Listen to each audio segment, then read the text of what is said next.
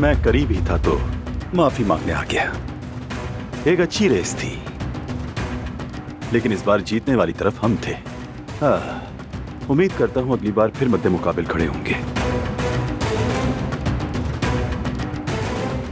कारोबार है जवाहिर, जहां जीत भी है और हार भी।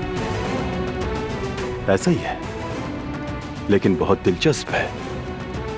हाल ही में हम बहुत मिलते रहे हैं, है ना? जाती नहीं, सिर्फ काम से मुताल्लिक। सही है। मैंने तुमसे कहा था ना कि अगली बार मैं ही जीतूंगा, तो तुम देख लो, जीत का सेहरा मेरे सर है। इतना पुरजोश मत हो, अभी इख्तिताम नहीं आया। कैसी हैं दिलान साहिबा? थोड़ी परेशान लग रही हैं। बच्चा ठीक है?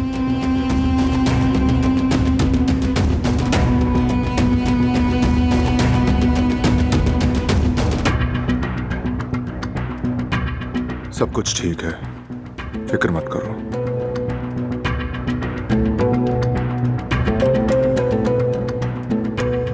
लगता है हमारी बात खत्म हो गई। टेंडर के लिए तुम्हें एक बार फिर मुबारक।